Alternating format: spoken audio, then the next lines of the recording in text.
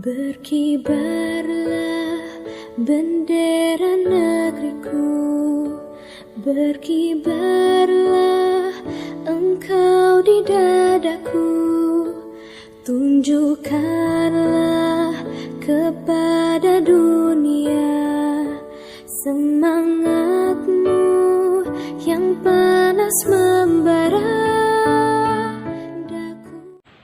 Selamat pagi dan salam sejahtera.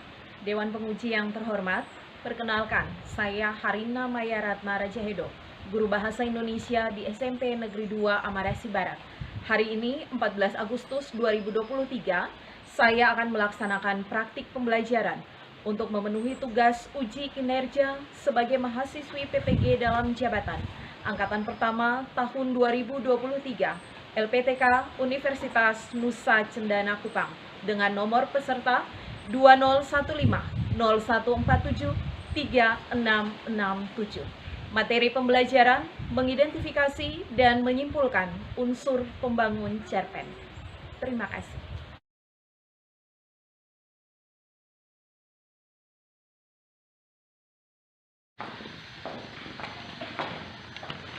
Siap, hormat. Selamat pagi Ibu Guru. Selamat pagi anak-anak. Selamat pagi Ibu. Bagaimana kabarnya hari ini? Luar biasa. Ada semangat untuk belajar? Semangat. Baik anak-anak, sebelum kita memulai pelajaran kita hari ini, kita akan awali dengan doa. Karena itu Ibu minta kesediaan satu orang pimpin kita dalam doa pembuka. Silakan. Mari kita berdoa. Berdoa mulai.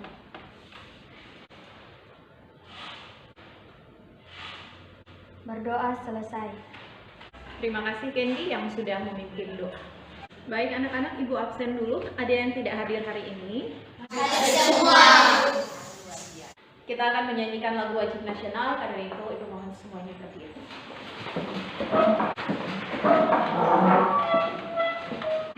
Sabang sampai Merauke berjalan pulang-pulang, sambungan menyambung menjadi satu, itulah Indonesia. Indonesia tanah airmu, aku berjanji padamu, menjunjung tanah airku. Tanah airku Indonesia. Terima kasih, silakan duduk kembali. Baik anak-anak, sebelum kita mulai pelajaran, Ibu punya satu kalimat motivasi yang mau Ibu berikan untuk kalian. Silahkan lihat di tayangan slide. Semangat, jangan pernah berhenti belajar, karena hidup tidak berhenti mengajarkan. Motivasi ini ingin mengajarkan kepada anak-anak dan juga Ibu untuk tetap semangat. Satu hal yang mau Ibu katakan bahwa Ibu berdiri di sini menjadi guru karena Ibu tidak pernah berhenti belajar. Ibu harap kalian juga punya semangat seperti itu. Mungkin besok atau lusa kalian jauh lebih baik dari itu. Semangat! Semangat. Baik. Ibu akan menyampaikan kompetensi dasar, indikator, dan tujuan pembelajaran kita hari ini. Ada dua kompetensi dasar, yaitu yang pertama, mengidentifikasi unsur pembangun karya sastra dalam teks cerpen yang dibaca dan didengar. Dari kompetensi dasar ini ada dua indikator yang mau kita pelajari, yaitu menentukan unsur intrinsik cerpen yang dibaca atau didengar dan menentukan unsur ekstrinsik cerpen yang dibaca atau didengar. Kompetensi dasar yang kedua adalah menyimpulkan unsur pembangun karya sastra dengan bukti yang mendukung dalam cerpen yang dibaca atau didengar. Dari kompetensi dasar ini juga ada dua indikator, yaitu membuktikan unsur intrinsik cerpen dengan kalimat pendukung dalam cerpen yang dibaca atau didengar, dan yang kedua membuktikan unsur ekstrinsik cerpen dengan kalimat pendukung dalam cerpen yang dibaca dan didengar. Dari 4 indikator tadi, tujuan pembelajaran kita adalah Melalui model pembelajaran problem based learning dan media pembelajaran PowerPoint dengan pendekatan kontekstual teks, siswa mampu menentukan: 1. Unsur intrinsik cerpen yang dibaca atau didengar dengan tepat. 2. Menentukan unsur ekstrinsik cerpen yang dibaca atau didengar dengan tepat. Yang ketiga, siswa mampu membuktikan kalimat pendukung unsur intrinsik cerpen yang dibaca atau didengar dengan tepat. Dan yang keempat, siswa mampu membuktikan dengan kalimat pendukung unsur ekstrinsik cerpen yang dibaca atau didengar dengan tepat. Anak-anak, mari kita saksikan tayangan video cerpen berikut ini. Di sebuah desa ada seorang ibu yang baru saja melahirkan. Setelah melahirkan, ibu itu ingin melihat keadaan bayinya. "Bisakah saya melihat bayi saya?" pinta sang ibu kepada bidan. Namun, ketika gendongan berpindah tangan dan ia membuka selimut yang membungkus wajah bayi itu, si ibu ini terlihat menahan napasnya. Ternyata bayi perempuan yang dilahirkannya tidak lahir dengan sempurna, melainkan lahir tanpa kedua daun telinga. Seiring berjalannya waktu, kini anak perempuan itu tumbuh dewasa dengan kekurangan yang dimilikinya. Kini anak perempuan itu selalu saja diejek karena tidak memiliki kedua daun telinga. Akan tetapi, dengan kasih sayang dan dorongan dari orang tuanya, meski memiliki kekurangan, ia tumbuh menjadi wanita cantik dan cerdas. Suatu hari, ayah anak tersebut bertemu dengan seorang dokter yang bisa mencangkok telinga. "Saya percaya bisa memindahkan sepasang telinga untuk putri Bapak, tetapi harus ada yang mau mendonorkan telinganya," kata si dokter. Maka orang tua anak perempuan itu mulai mencari-cari siapa yang akan mendonorkan telinganya. Beberapa bulan berlalu dan tibalah mereka memanggil anak perempuan itu. "Nak, seorang yang tak ingin dikenal telah mendonorkan telinganya padamu. Kami harus segera mengirimmu ke rumah sakit untuk dilakukan operasi," kata si ayah. Operasi berjalan dengan sukses. Ia pun terlihat seperti lahir kembali. Wajahnya yang cantik, ditambah sekarang ia telah memiliki kedua daun telinga, membuatnya terlihat semakin cantik. Beberapa waktu kemudian, ia pun menikah dengan seorang lelaki tampan dan terhormat yang sangat mencintainya. Ia lantas menemui ayahnya. "Ya, aku harus mengetahui siapa yang telah bersedia mengorbankan semuanya padaku. Ia telah berbuat sesuatu yang besar, namun aku belum sama sekali membalasnya." Ayahnya menjawab, "Ayah yakin kamu tak bisa membalas kebaikan hati orang itu." Setelah berdiam diri beberapa saat, ayahnya melanjutkan, "Sesuai dengan perjanjian, belum saatnya bagimu untuk mengetahui rahasia ini." Tahun berganti tahun, kedua orang tua perempuan itu tetap menyimpan rahasia. Hingga suatu hari, tibalah saat yang menyedihkan bagi keluarga tersebut. Pada hari itu, ayah dan anak itu berdiri di samping peti jenazah ibunya yang baru saja meninggal. Dengan perlahan dan lembut, si ayah membelai rambut jenazah ibunya yang terbujur kaku. Sang ayah lantas menyibakannya, sehingga sesuatu mengejutkan si anak perempuan itu terjadi. Ternyata si ibu tidak memiliki kedua daun telinga. Ibumu pernah berkata bahwa ia senang sekali bisa memanjakan rambutnya, kata si ayah. Melihat kenyataan bahwa telinga ibunya yang diberikan kepada si anak, meledaklah tangisannya. Ia merasa bahwa cinta sejati ibunya yang telah membuat dia bisa seperti saat ini. Cinta dan pengorbanan seorang ibu adalah wujud sebuah cinta sejati yang tak bisa dinilai dan tergantikan. Karena itu, sebagai seorang anak, janganlah pernah melupakan jasa seorang ibu. Sebab apa yang telah kita lakukan pastilah tak sebanding dengan cinta dan ketulusannya membesarkan, mendidik, dan merawat kita hingga menjadi seperti sekarang. Jadikan ibu kita sebagai suri teladan untuk terus berbagi kebaikan. Jadikan beliau sebagai panutan yang harus selalu diberikan penghormatan. Sebab dengan perhatian dan pemberian kasih sayang kembali kepada ibu, kita akan menemukan cinta penuh ketulusan dan keikhlasan yang akan membimbing kita menemukan kebahagiaan yang sejati dalam hidup.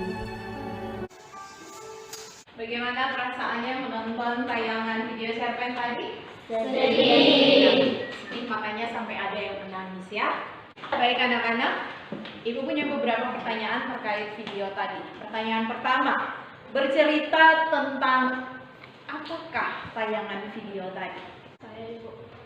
Pengorbanan seorang ibu terhadap anak. Pertanyaan kedua, siapa saja yang diceritakan dalam cerpen? Seorang anak perempuan, ayah dan ibu. Pertanyaan ketiga, apa bentuk pengorbanan dari sang ibu kepada anak? Mendonorkan telinganya untuk anaknya. Dan pertanyaan terakhir, sayangkah anak-anak pada orang tua di rumah? Sayang. Anak-anak mengatakan sayang pada orang tua di rumah. Sebentar, pulang sekolah, peluk mamanya, cium, dan bilang terima kasih. Bisa? Bisa. Ibu punya gambar pohon, namanya pohon karya sastra. Punya 3 cabang, yaitu ada prosa, ada puisi, dan ada drama. Prosa terbagi atas 2, yaitu ada prosa lama dan prosa modern. Pertanyaannya, siapa yang bisa menyimpulkan pengertian cerpen berdasarkan apa yang ada pada gambar pohon karya sastra?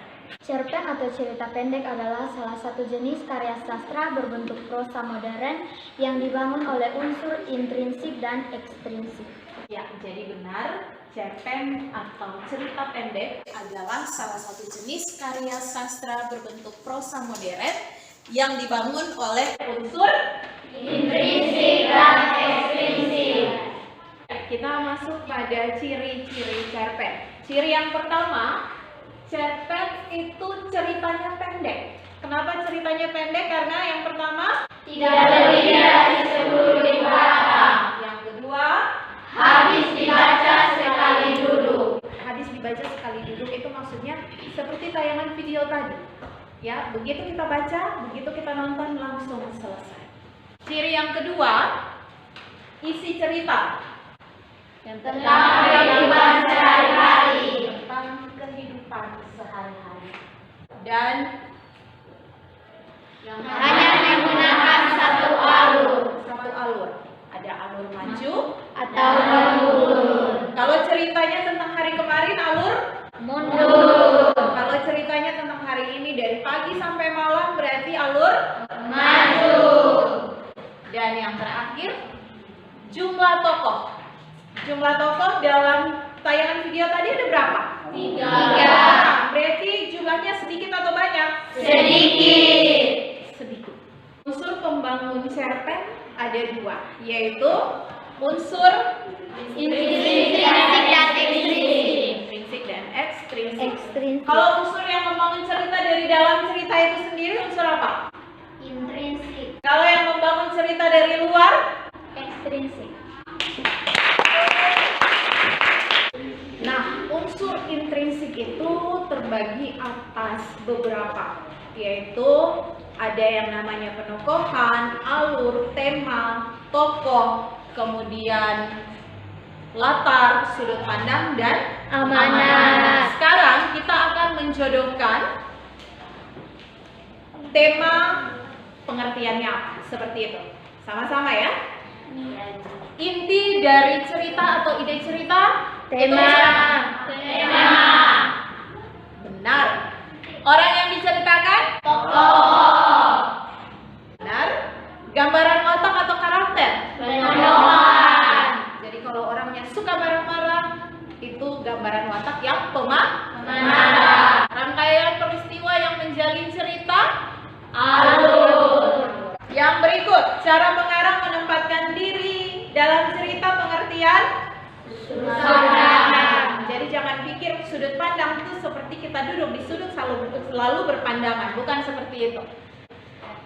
Pesan penulis kepada pembaca melalui isi cerita? Amanat. Gambaran tempat, waktu, serta suasana dalam cerita. Latar. Kalau gambaran ceritanya matahari mulai terbit di ufuk timur, berarti latar waktunya Pagi. pagi hari. Yang berikut adalah unsur ekstrinsik. Unsur ekstrinsik ini ada nilai-nilai cerita. Kalau menceritakan tentang persahabatan antara dua orang anak yang berbeda agama, itu termasuk nilai apa? Agama. Nilai agama. Kemudian kalau nilai sosial tentang kehidupan bermasyarakat. Kemudian yang berikut ada nilai moral yang mengatur tindakan baik atau tindakan buruk. Ya, melawan orang tua baik atau buruk? Buruk. Itu termasuk nilai moral. Dan yang berikut adalah nilai Budaya. Sekolah kita sering mendapat tamu asing, kemudian kita menampilkan tarian daerah, itu termasuk dalam nilai Budaya. Oke anak-anak, silahkan bentuk kelompok. Masing-masing kelompok ada 4 buku. Ya, kelompok seperti yang biasanya ibu bagikan. Silahkan anak-anak baca teks cerpen yang berjudul Manis di Luar Pahit di Dalam.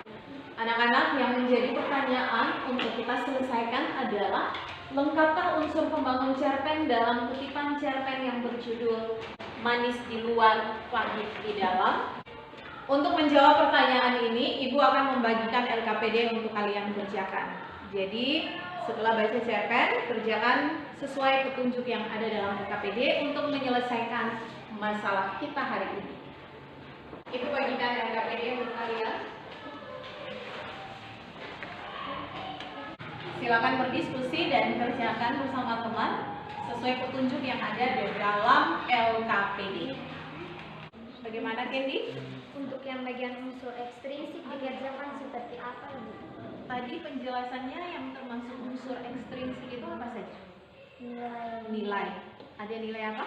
Nilai agama, nilai sosial, nilai moral, dan nilai budaya. Nah, sekarang tugasnya coba cari di dalam teks cerpen itu yang menunjukkan nilai agama atau nilai sosial atau nilai apa lagi? Moral dan nilai budaya. Ada tidak di situ? Kalau ada, tuliskan kalimatnya. Bisa. Bisa. Bagaimana, Niki? Ibu, bagaimana cara menentukan alur dalam cerita ini? Sudah baca cerpennya? Sudah. Latar waktunya kapan? Sore hari. Yang diceritakan itu kejadian pas sore itu atau kejadian di sore hari sebelumnya? Di sore hari itu. Di sore hari itu. Jadi peristiwa sore itu menggunakan dia ceritanya maju ke depan ya? Iya. Maju ke depan berarti alur apa yang digunakan? Terima kasih, Ibu. Kita ada di sini.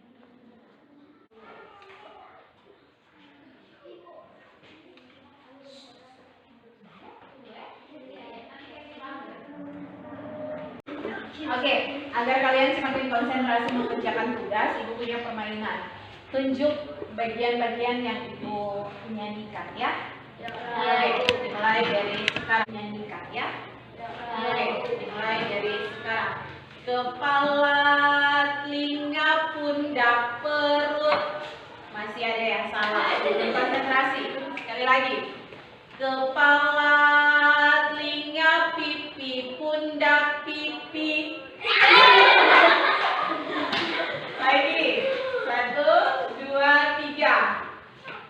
Pundak, kepala, telinga, mulut. Oke, sudah konsentrasi bagus sekali.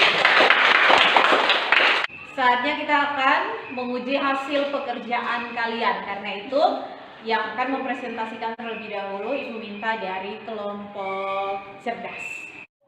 Silakan kelompok cerdas untuk presentasi.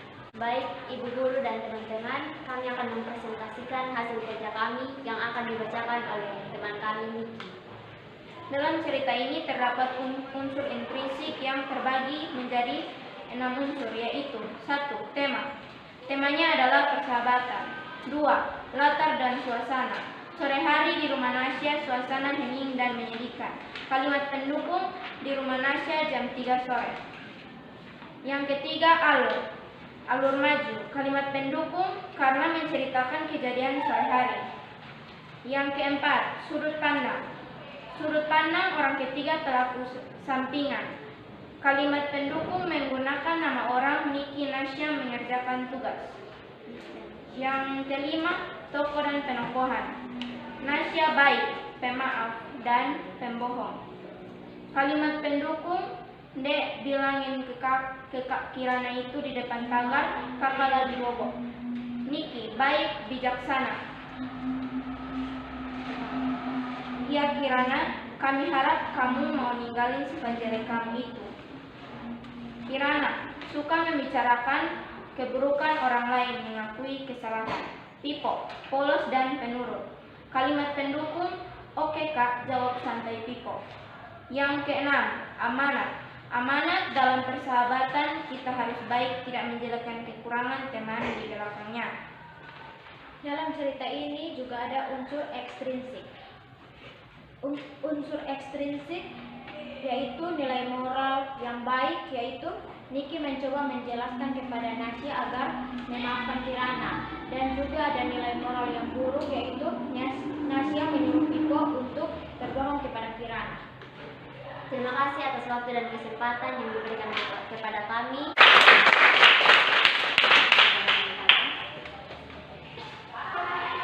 Ada kelompok yang ingin menanggapi?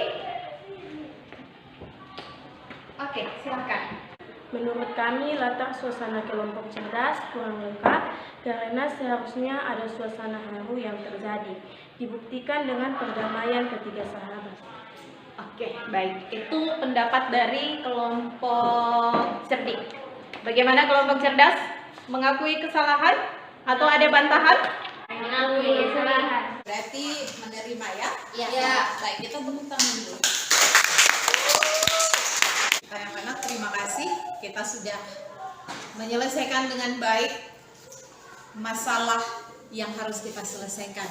Jadi, kesimpulan dari pembelajaran kita hari ini adalah unsur intrinsik cerpen dan unsur ekstrinsik cerpen. Unsur intrinsik cerpen terdiri atas apa saja? Tema, alat, alur, latar, tokoh dan penokohan, tokoh penokohan, amanat, sudut pandang. Unsur ekstrinsiknya adalah nilai paham, nilai sosial, nilai moral, dan nilai budaya. Ada beberapa pertanyaan dalam kuisis, ya. Jadi ini kita bisa langsung melihat jawabannya. Karena itu kita baca soal yang pertama, dijawab bersama-sama ya. Unsur pembangun cerpen yang meliputi tempat, waktu, dan suasana yang tergambar dalam cerita disebut apa? Ada latar. Jawabannya? Latar. Benar. Yang berikut. Nilai yang berhubungan dengan tingkah laku atau perilaku manusia. Ada nilai pendidikan, budaya, agama, atau moral? Moral. Jawabannya benar lagi. Yang berikut. Sarjo mempersilahkan Pak Soekardi beserta anak buahnya untuk masuk ke rumahnya melihat tanaman koleksi Sarjo sekaligus mampir untuk beristirahat. Sudah Pak, ambil saja. Saya sudah kecil mengumpulkan semua ini. Karakter tokoh Sarjo dalam kutipan tersebut adalah Rama, Telaten, dan Awan. Mari kita buktikan. Jawabannya benar. Yang berikut. Pengarang biasanya menyelipkan pesan yang disampaikan melalui cerita yang ditulisnya. Itu disebut apa? Sepertinya masih benar. Dan pertanyaan terakhir. Aku duduk sendirian di halte depan sekolah menunggu angkot yang akan mengantar pulang. Kini aku harus membiasakan diri karena tidak ada lagi mobil mewah dan supir pribadi. Latar tempat kutipan cerpen tersebut di mana? Halte depan sekolah. Halte depan sekolah, dan hasilnya juga benar. Karena itu luar biasa untuk semua. Baik anak-anak, bagaimana perasaan kalian mengikuti pembelajaran hari ini? Bagaimana perasaannya anak-anak? Senang. Kenapa senang? Karena menyelesaikan tugas dengan baik. Menyelesaikan tugas dengan baik. Kemudian ada cerpen ya? Ya. Ya, media yang ibu pakai menyenangkan atau tidak? Menyenangkan. Kalau begitu ada 2 jari jempol, kasih berapa jempol? 2. Terima kasih. Tugas untuk pertemuan berikut. Silakan cari cerpen di perpustakaan lalu kerjakan seperti tugas hari ini. Ya. Ibu. Sebelum menutup pelajaran kita hari ini, satu orang ibu minta pimpin kita dalam doa. Baik, sebelum kita pulang ke rumah kita masing-masing, mari kita menghadap Tuhan di dalam doa kita berdoa.